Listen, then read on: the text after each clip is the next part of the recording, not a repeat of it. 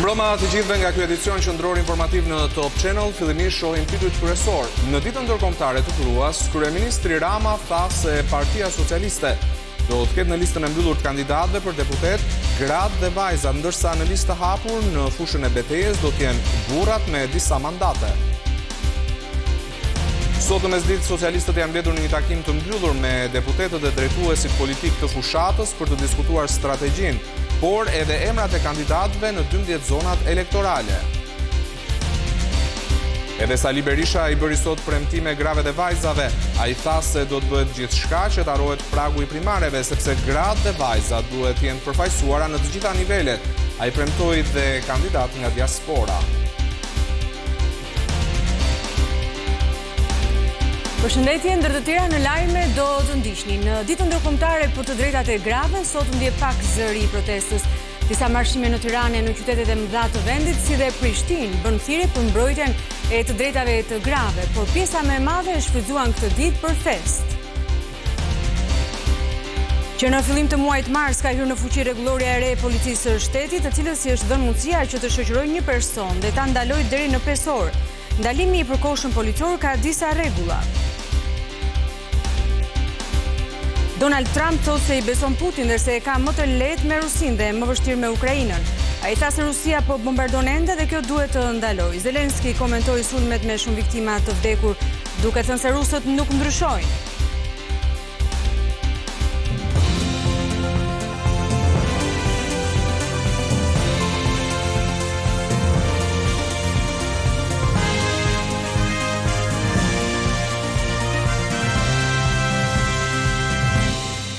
Në ditën ndërkombëtare të Gruas, kryeministri Edi Rama tha se Partia Socialiste do të ketë në listën e mbyllur të kandidatëve për deputet gratë dhe vajzat, ndërsa në listë të hapur në fushën e betejës do të jenë burrat me disa mandate. Rama tha se Partia Socialiste po pastron shtëpinë dhe se kush i hap pas shpine merr vendin që meriton. Takimin e kryeministrit Edi Rama me gratë socialiste e ndoqi Kristi Gongo. Edi Rama mblodhi gratë socialiste për 8 mars, duke çmuar angazhimin e tyre në të gjitha nivelet vendimarrëse si vizion të Partisë Socialiste. Çdo shtëpi që pa gruan është pa çati.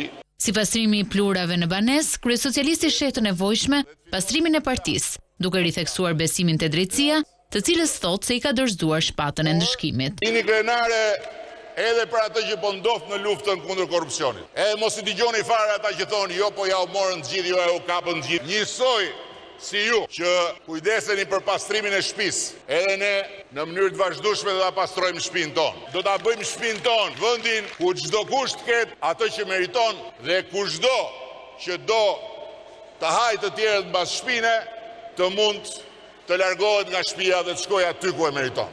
Kryeministri Rama zbuloi dhe organizimin për parlamentarët e 2025-s, ku duket se në listën e kandidatëve për deputet, më e favorizuar do të jetë gjinia femërore dhe luftën për pushtet u lë në dorë meshkujve. Ne burrat, ata që kanë marrë nga Partia Socialiste mandate, do t'i hedhim në fush, ndërsa gratë do t'i ndajmë në 2 pjesë. Gratë që do t'jenë nikoqiret e gjithë këtij procesi të 4 viteve të ardhshme në pjesën e mbyllur të listave, pastaj vajzat që do t'jenë pjesë edhe e listave të hapura, janë forca e një Shqipërie që shikon përtej 2030.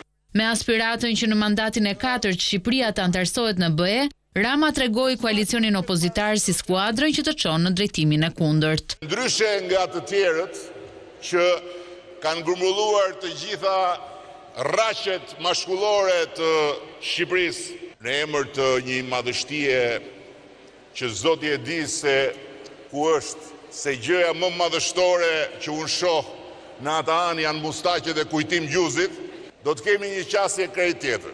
Rama zgjedh votën e një gruaje para të një burri dhe ju kërkon atyre që kanë bashkëshortë demokrat të mos i lënë të dalin datën e zgjedhjeve, ndërsa e cilëson thirrjen e Sali Berishës për bojkotin e shkollës si çmenduri. Lajthitja e madhe e thirrjes për të mos shkuar në mësim sepse do mbyllet TikToku tregon në fakt se sa rreziqe tjera mund të presim nga një mendje e ikur për terital.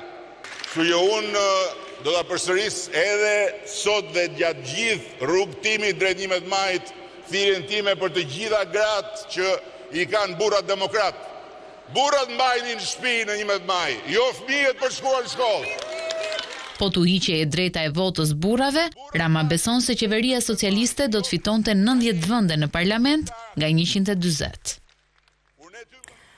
Sot në mesditë, socialistët janë mbledhur në një takim të mbyllur me deputetët dhe me drejtuesit politik të fushatës për të diskutuar strategjinë e fushatës, por dhe emrat e kandidatëve në 12 zonat elektorale, ku si shta Rama do të ketë më së shumti gra dhe vajza.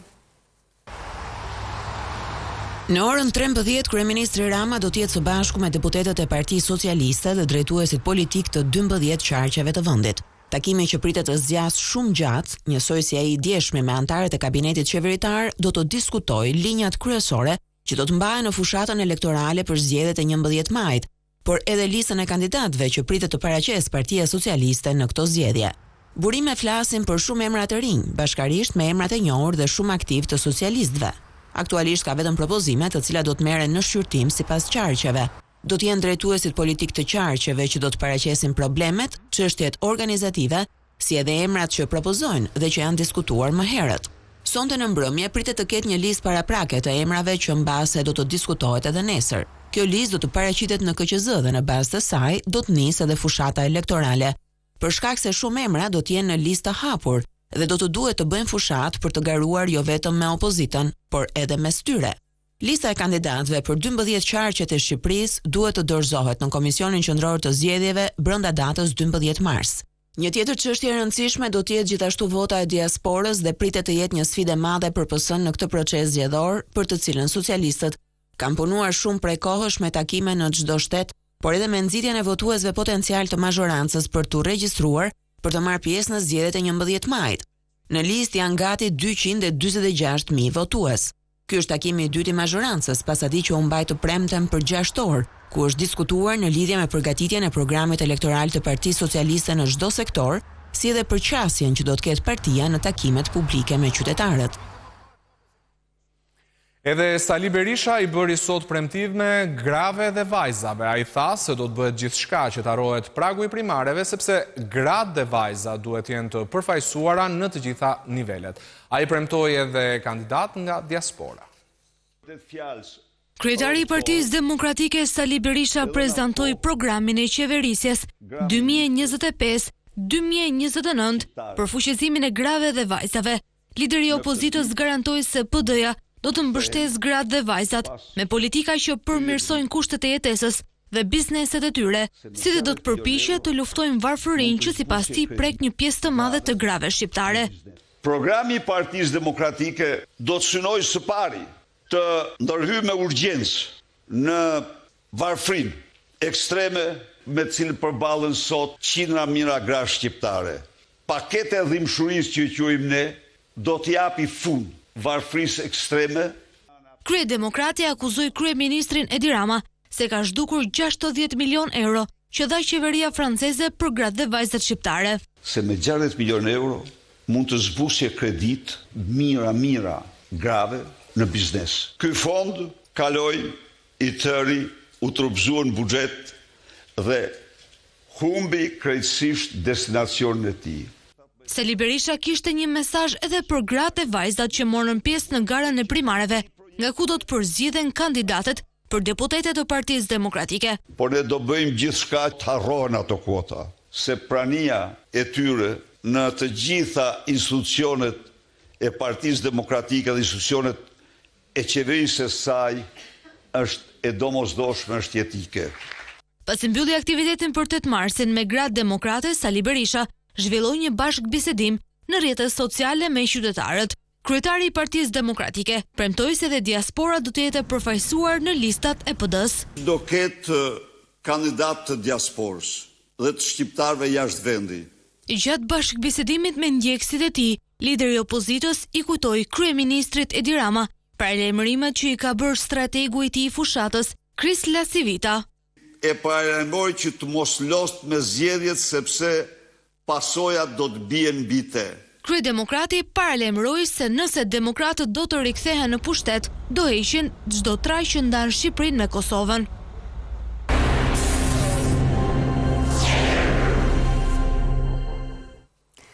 Sot në ditën e 8 marsit janë zhvilluar disa marshime e proteste. Ne do t'ju njohim tani me marshimin e zhvilluar në Elbasan. Organizatat të cilat kanë në fokus të tyre të drejtat e grave kanë kujtuar 8 marshin me një marshim proteste në qendër të Elbasanit. Ato përcollën mesazhin se gratë e vajzat në Shqipëri sot kanë më shumë arsye të protestojnë se sa të festojnë. Ndoshta në vendimarrje janë arritur disa rezultate, por në fusha të tjera dhe konkretisht në lidhje me dhunën që ushtrohet ndaj grave, situata në Shqipëri është shumë alarmante. Gjithë gratë, nana dhe motrat, gëzuar 8 marsin, një pjesë e mirë e tyre e kanë një betejë të përditshme.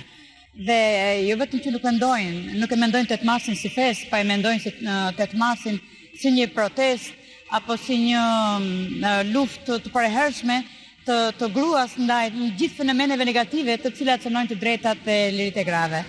Ky është i disa vit që 8 marsi në Elbasan përkujtohet me marshime sensibilizuese, edhe pse as këtë vit nuk kanë munguar organizimet festive me zonjave, të cilat kanë menduar t'i dhurojnë vetes një ditë të bukur përkundër problematikave të përditshme.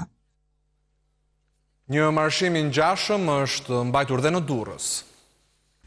Sot në ditën ndërkombëtare të gruas në Durrës u organizua një marshim me fokus tek të drejtat dhe fuqizimi i grave dhe vajzave si një faktor kyç për zhvillimin e familjes dhe një shoqërie të sigurt. Nuk është festë, por është protest. Aktivistët theksuan rëndësinë e mundësive të barabarta dhe mbështetjes për gratë dhe vajzat.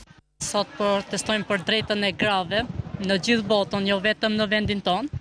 Drejtat e grave shqiptare nuk janë barabarta si gjithë botën. Dhuna ndaj gruas mbetet ende një shqetësim. Në Durrës, vitin e kaluar u lëshuan 471 urdhra të menjëhershëm mbrojtjeje, ndërsa kanë nisur rreth 330 procedime penale për dhunë në familje. Pjesëmarrësit ngritën zërin duke kërkuar siguri dhe paqe brenda mureve të shtëpisë dhe ndërgjegjësim për rolin e gruas në familje dhe shoqëri. Kundër dhunës seksuale, ekonomike, fizike dhe emocionale dhe kundër trafikimit të grave dhe vajzave u protestua sot edhe në Prishtinë. Joana Kastroti, Antigona Molina. Në ditën ndërkombëtare të gruas në Prishtinë njohuan emrat e grave të vrara në Kosovë. Në ecjen e përveçme marshojmë, festojmë, u kërkua drejtësi për secilën grua që u vra nga partnerët e tyre në 15 vjet e fundit në Kosovë. Në kërkesë për drejtësi e siguri për gratë, organizatorët ngjyrosën me të kuqe e gjojtën tymuese drejt institucioneve. Edhe këtë vetë marshi nisi nga sheshi Zair Pajaziti e përfundoi para objektit të qeverisë së Kosovës, ku shpalosën kërkesat për barazi gjinore. Sot protestojmë kundër dhunës seksuale, ekonomike, fizike e emocionale ndaj grave. Organizatorët e marshit konstatuan se institucionet në vend nuk punojnë mjaftueshëm për të mbrojtur gratë. Ngjarja tronditëse e përdhunimit të shumëfishtë të vajzës 19 vjeçare në Kosovë, e cila ishte viktime dhunës seksuale dhe më parë, tregon dështimin e institucioneve për ta mbrojtur atë. Që nga viti 2010 deri më tani në Kosovë, nga partnerët e tyre u vranë 58 gra. Për Top Channel, Leonita Bajrami, Prishtinë. Bianca Dervishi me profesion kamioniste kishte misionin që të lumturonte nëna dhe vajza duke ndarë për to një kamion plot me mimoza. Një kamion i ngarkuar me lule mimoza që drejtohej nga një femër ka shpërndar të gjithë ngarkesën me rastin e 8 marsit në Lushnjë. Bianca Dervishi ka ardhur nga Italia për këtë ditë, duke dhuruar mbi 1000 tufa mimozash. Ajo është ndihmuar për të shpërndar dhuratat edhe nga policia e shtetit, ku të gjitha femrave shofere dhe grave të rastësishme në rrugë u dhan tufat me lule mimoza. Gëzuar 8 marsin! Turistët italianë u bën pjesë e kësaj panorame, të cilët gjithashtu pranuan me kënaqësi dhuratën. Është diçka e bukur kjo që po bëni. Nuk na ka ndodhur asnjëherë në Itali të marrim dhurata për 8 marsin. Bianca Dervishi jeton e punon në Itali për 20 vitesh dhe është femra e vetme që ka një punë si shofere kamioni. Ajo tregon se është përballur fillimisht me paragjykime, por pavarësisht kësaj, ajo sot ka dhe një punë që e dashuron. Mesazhi kësaj dite për të gjithë femrat në Lushnjë ishte të shpërndahej dashuri dhe përkujdesje për nënat dhe motrat tona. Dada Vida është një nga ato gra që punon ende me dorë kostumin popullor të krahinës së Zadrimës. Me pasion e fanatizëm, ajo mban gjallë traditën prej 50 vitesh. Ky kostum që mbaj veshur ka më shumë se 100 vite. Është kostumi tradicional i zonës së Zadrimës, ku mes vështirësive është ruajtur dhe është si në ditën e parë nga duart e arta të Dadavides, e cila vion të mbaj gjallë ende traditën e Zadrimës.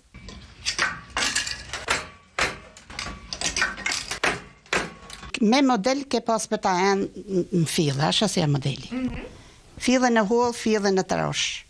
Edhe më dhëna ke pas me fut në veke, me rro, ka punë shumë. Ka punë shumë. Me dhëna me shqip, me diset. Tonë në të punu me mojë gjilponës, edhe me drell penin. Më shumë se 50 vite, artizania zadrimore i ka kaluar duke u marrë me tezgja, zanat të cilin e ka të trashëguar. Si kam lanës një herë. Vetëm për vedi kam punu, po më kanë mësu konatet e mija me ba veke. Atëherë kam pas detyrim se më desh me ba pajen, edhe më date me punu vetë. Qëtësina jo e gjen teksa punon në tezgja, duke endur me pasion fijet e një tradite shekullore. Mos me i pasi ta zyxha që batëm.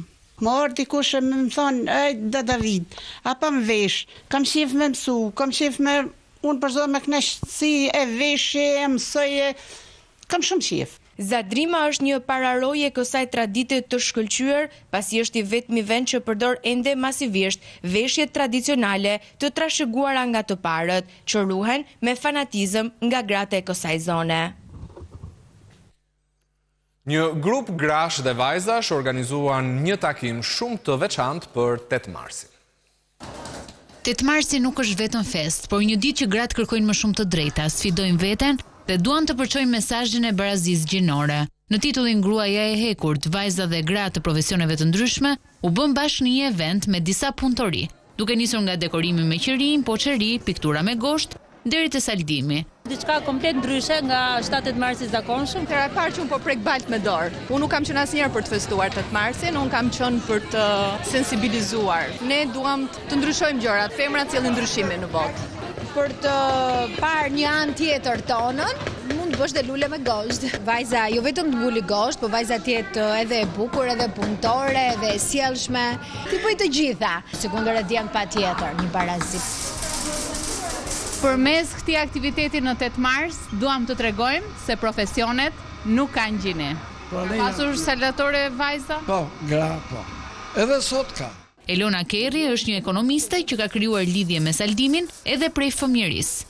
Kur kam qenë më e vogël, po themi, me babin, saldonim gjithmonë me elektroda hekura. Domethënë kemi bërë skeletin e balkonit pa ato. Ka qenë babi yt nga ata që thoshin kjo është punë për djem, mos u afro. Jo, më merrte mua dhe nuk merrte vllai. Mekaniku, saldimi, janë shumë gjëra të bukura. Se iqim këto paragjykimet që janë punë që i përkasin vetëm mesh.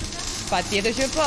Biles duhet që paragjykimin dhe për punët që i përkasin vetëm vajzave. Të lajmë enës, të bëjmë ftesën e korrendit, të rregullojmë kravatet, të janë punë që janë për të dyja gjinit. Në ditën e grave, Bianca në mënyrë vullnetare organizoi sesione pune të ndryshme, të paprovuara më parë nga pjesëmarrësit, duke vlerësuar se të drejtat e fituara nuk janë mjaftueshëm, por eksplorimi duhet të vazhdojë për ëndërrimtarët dhe guximtarët.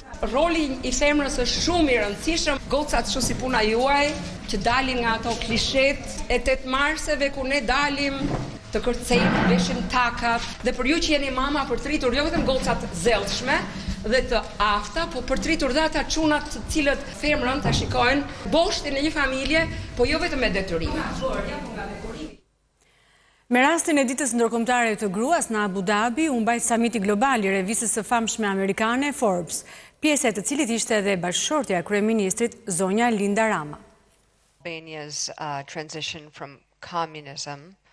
Linda Rama, bashkëshortja e kryeministrit Edi Rama, ka qenë e ftuar në samitin e revistës së famshme amerikane Forbes 2025, që po zhvillohet në Abu Dhabi me rastin e ditës ndërkombëtare të gruas, mes personaliteteve të politikës, artit, shoqërisë civile, biznesit nga rreth 50 vende të botës. Ekonomiste, avokate për të drejtat, bashkëshortja e kryeministrit shqiptar bisedoi me Mika Brzezinski mbi temën fuqia pas progresit, duke e shpjeguar se pas komunizmit, problemi më i madh që trashëgoi Shqipëria nuk ishte varfëria, por traumat sociale. Në tranzicionin ton nuk kemi qenë vetëm. Bota demokratike ka qenë dhe është me ne. Shqiptarët dhe Shqipëria ja kanë dalë sot të ulen në tryezën e negociatave për anëtarësim në Bashkimin Evropian. Jemi i vendi me rritjen më të madhe të turizmit në Europë. vizitoni Shqipërinë. Nëse e vini një herë, e dim që do të na vizitoni përsëri, tha zonja Linda Rama. Unioni i Bashkive Shqiptare të rajonit zhvilloi në Tuzë të Malit të Zi forumin e grave të suksesshme në trevat shqiptare. Në një pritje gala, gazetarja e Top Channel Genta Popa Prodani u nderua me medaljen e mirënjohjes. Panelet e diskutimeve u përqendruan te rëndësia e lidershipit të grave dhe roli i tyre në fushën e turizmit. Tuzi i Malit të Zi hapi dyert për gratë e suksesshme në një celebrim të arritjeve të tyre në disa fusha me ndikim të veçantë në trevat shqiptare të rajonit ton. Në ceremoninë zyrtare të pritjes, gazetarja e Top Channel Genta Popa Prodani u vlerësua me medaljen e mirënjohjes për realizimin e misioneve dhe projekteve me tema shoqërore, kulturore dhe historike me ndikim në publik, çmim ky që ju dorëzua nga zëvendës kryeministri i Malit të Zi, zoti Nik Gjelaj. Çdo grua në rajonin ton jam e bindur se ka gjithçka për të realizuar gjithçka që ajo dëshiron. Dhe të gjithë bashkë kemi një ëndër të madhe, që është ëndra e progresit, e prosperitetit, e mirëqenies së familjeve tona. Dhe kjo ëndër ne na bën më optimist. Në rastin e 8 marsit, në ditën e gruas, disa panele diskutimesh referuan mbi lidershipin e gruas në tërësi, në një botë ku problemet vijojnë të jenë të pranishme. Shqetësimet dhe sfidat për graj janë të mëdha, dhe sidomos në këtë kohë kur po jetojmë që bota është më pak paqësore, më e pasigur. Ne jemi dishmitare që leadershipi i burrave është në pikpyetje. Prandaj është koha që gratë të jenë në leadership në gjitha nivelet, por edhe botërore, që të bëjmë një botë më të mirë. Gruaja dhe turizmi ishte tema që shënjoi në veçanti diskutimet në Tuzë, duke pasur parasysh mundësinë e madhe që turizmi krijon për të lidhur edhe më shumë me njëri tjetrin, përmes fuqizimit të lidhjeve rajonale dhe më gjerë. Në këtë rrjet të gruas që tashmë është solide, është një platformë që funksionon, vën fokusin te promovimet, te vlera dhe trashëgimia dhe më në fund te gastronomia dhe te gruaja shqiptare. Dhe nëse ne e vlerësojmë, e duam, e nxjerrim në pa, besoj fort se ekonomia vendore do heci, do zhvillohet akoma më tepër dhe do kemi më pak të ri që na ikin. Eventet u mbyllën në sheshin Skënderbej të Tuzit, ku në një kuzhinë të hapur u promovuan disa gatime tradicionale, siç është maza e malësisë së kësaj zone, një pasuri e trashëgimisë kulturore të grave në Breza. Nëse je pranë një vendi ngjarjeje, nëse je pranë një aksidenti, nëse sheh abuzim pushteti ose personi që shkel ligjin, ti raporto në Top Channel. Mund të dërgoni imazhe me pamje filmike në Viber dhe WhatsApp në numrin e newsroomit ton 069 31 31 311. Ti raporton. Lajmi tani je ti. Që në fillim të muajit mars ka hyrë në fuqi rregulloria e re e policisë së shtetit, të cilës i është dhënë mundësia që mund të shoqërojë një person dhe ta ndalojë deri në 5 orë. Ndalimi i përkohshëm policor ka disa rregulla, të cilat do na i tregoj tani gazetarja jon Anila Hoxha. Shtohen kompetencat e policisë së shtetit. Në rregulloren e re të policisë që ka hyrë në fuqi në fillim të muajit mars, duke u botuar në fletoren zyrtare, punojësit e policisë mund t'ju ndalojnë për një afat prej 5 orësh, nëse ka të dhëna se po rrezikoheni, kur ka një urdhër që duhet të përcilleni për trajtim mjekësor apo në një qendër rehabilitimi, ose në një institucion tjetër, siç mund të jetë paraqitja para gjykatës. Oficerët e policisë do të kenë të drejtë jo vetëm për të shoqëruar, ndaluar apo arrestuar qytetarët e dyshuar, por gjithashtu edhe për t'i ndaluar ata përkohësisht. Ndalimi i përkohshëm policor kryhet duke e informuar qytetarin për shkaqet dhe i kërkohet shtetasit në fjalë që ta zbatojë vullnetarisht. Në rast të kundërt, ndalimi i përkohshëm policor ndodh me detyrim. Në këtë risi nuk bëjmë përjashtime dhe të miturit, për të cilin duhet njoftuar familja apo kujdestari. Sipas ligjit të policisë të hyrë në fuqi më herët dhe të pasuar edhe me rregullore në fjalë, theksohet se kjo procedurë ndodh edhe për rastet kur qytetari refuzon të identifikohet ose ka dyshime se disponon dokumente të rreme, si dhe për ta mbrojtur nga një rrezik apo dëmtim ekonomik, apo kur duhet të respektojë një urdhër që ndalon të hyjë në një ambient të caktuar. Nga ana tjetër, në këtë rregullore është si risi edhe heqja e menjëhershme e masës disiplinore ndaj një polici kur ai kryen një akt trimërie, të ngjashëm me atë të heroit të ditës. Parashikohet gjithashtu kontrolli psikofizik i oficerit, atëherë kur dyshohet se ai shfaq probleme të shëndetit mendor dhe në këto raste do të urdhërohet kontrolli tek një psikiatër. Ndërkohë edhe punonjësit e policisë duhet të bëjnë kujdes me përdorimin e rrjeteve sociale. Ata nuk mund të japin mesazhe politike në llogaritë personale dhe as të tjera që bien ndesh me etikën e një oficeri, si dhe nuk duhet të postojnë të dhëna që mund të zbulojnë detyrën që kryejnë.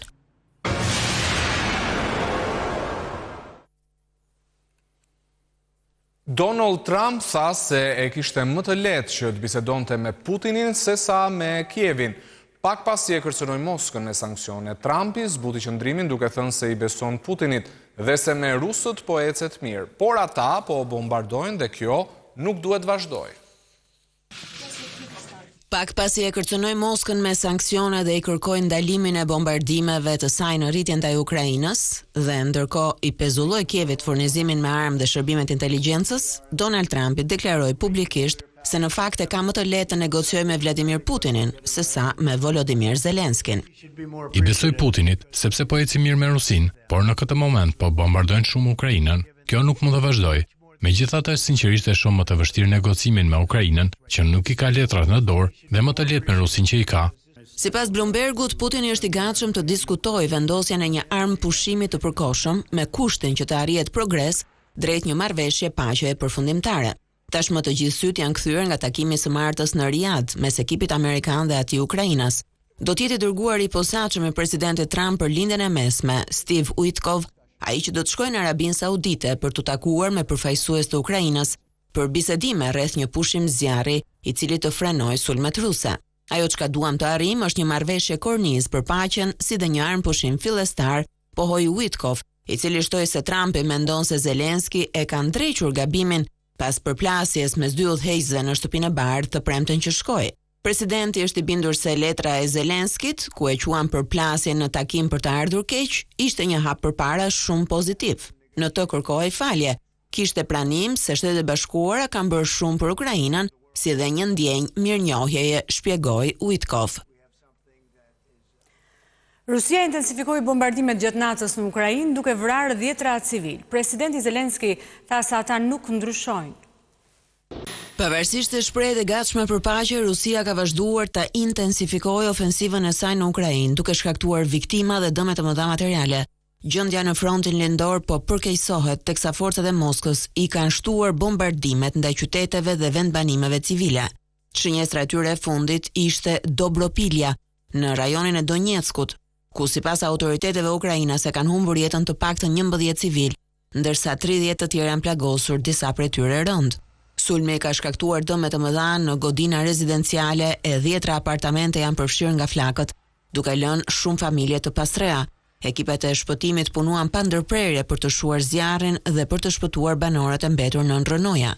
Megjithatë, në një akt brutal, teksa zjarfiksit po tentonin të shuanin flakët dhe të shpëtonin jetë njerëzish, Rusia ndërmori një sulm të dytë në zonë, duke dëmtuar një makinë zjarfikse dhe duke rrezikuar edhe jetën e vetë punonjësve të emergjencës. Ky veprim u dënua ashpër nga zyrtarët ukrainas, të cilët e kanë cilësuar si një përpjekje të qëllimshme për të penguar ndihmën humanitare dhe për të përhapur terror mes popullsisë civile.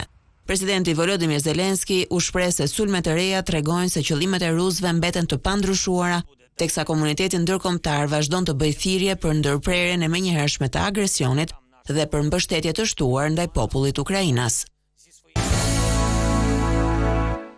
Lagja Dobraç në Shkodër është shumë e njohur në këtë qytet, por është bërë edhe shumë e famshme jashtë këtij qyteti. Historitë atentateve dhe të fortëve nuk e kanë penguar një Amerikan me profesion antropolog që të lërë vendin e tij dhe të zgjedhë të jetojë pikërisht në Dobraç. Ndjekim Klodian Zhivanin. Jam dërëku nga New Yorku, një vit jetoj në Dobraç në Shkodra, e ku është shtëpia ime dytë. Për shumë njerëz, New Yorku është një ëndër, por antropologu amerikan Derek Basler ka ndrruar qytetin e tij të lindjes me lagjen e Dobraçit në Shkodër. E di për reputacionin e keq të Dobraçit, sepse shpesh e shoh në lajme për krime, por është një lagje shumë e mirë. Të gjithë janë të sjellshëm dhe miqësor me mua, prandaj ndihem si në shtëpi. E vizitova Shqipërinë për herë të parë para 8 vitesh, erdha nga jugu në një tur dhe më pas në Alpet e Veriut, vizitova Thethin, Valbonën dhe më pas Surrajt e Epërm, në Nikaj Mërtur. Kam udhëtuar në shumë vende të botës, por ajo që më ndodhi aty nuk e kisha përjetuar kurrë, një mikpritje që nuk e kisha parë kurrë, prandaj u dashurova me këtë vend. Bastler po përfundon studimet për doktoraturën në antropologji dhe si temë ka zgjedhur pikërisht historinë, kulturën, traditat dhe zakonet e malësorëve shqiptar, të cilat më pas do t'i publikoj si një libër. Aktualisht po përfundoj studimet e mia në doktoraturë në Universitetin Europian të Vjenës, ku punoj pjesërisht, po studioj jetën në këto zona të braktisura pas fillimeve të demokracisë, të cilat sot përringjallen nga turizmi. Kam gjetje interesante nga jeta sociale në fshatra, zakonet dhe mikpritja, e cila është shumë autentike. Tani është pjesa më interesante, sepse turizmi sjell të mira ekonomike, por mund të rrezikojë vlerat tradicionale. Kam mësuar shumë nga malësorët shqiptar dhe nga jeta e tyre e vështirë mes maleve, sepse ata shijojnë familjen, miqt, natyrën, dhe këto janë gjërat më të rëndësishme në jetë. Në Muzeun Historik Kombëtar dhe në Galerinë e Arteve vijon puna për rindërtimin e tyre për t'i kthyer në objekte moderne. Institucionet e kulturës gjatë vitit 2025 në Tiranën, si kryeqyteti mesdhetar i kulturës dhe dialogut, janë në fokus të programit më të ri në Top Channel, Ura e Mesdheut nga Ardi Pulaj, një bashkëpunim me Fondacionin Mediatik Dritan Hoxha. Ky vit e ka gjetur Tiranën, kryeqytetin mesdhetar të kulturës dhe dialogut, gjatë të cilit janë planifikuar aktivitete të shumta në këtë fushë, përsa i përket trashëgimisë kulturore. 2025 gjithashtu i gjen dy institucione të rëndësishme kulturore shqiptare, Muzeun Historik Kombëtar dhe Galerinë Kombëtare të Arteve, në proces rikonstruksioni për t'u shndërruar në objekte moderne. Këtu në këtë ambientin e jashtëm që ne jemi dhe duke parë edhe punimet që po çfarë do bë? Tani këtu në këmbët tona do të jetë një kat në tokë, në të cilin do ketë laborator, do ketë ambiente pune. Këtu do të jetë vendi ku do studiohen dhe do restaurohen, konservohen objektet ekzistuese, rreth 7.000. Siç e shihni, gjithë kjo hapësirë e famshme e atriumi i Muzeut Historik Kombëtar do të përdoret për të ndërtuar një linjë të historisë së Shqipërisë. Teksa avion dhe rekonstruksioni i Galerisë Kombëtare të Arteve, puna për konservimin dhe restaurimin e veprave të artit të fundit të këtij institucioni vazhdon. Jemi marrë me kartelizimin, dokumentimin e punëve, evidentimin e veprave të pa ekspozuara më parë ose të pa ekspozuara prej vitesh. Një koleksion që është rreth 4700 vepra që janë goxha, që ndër vite kanë nevojë.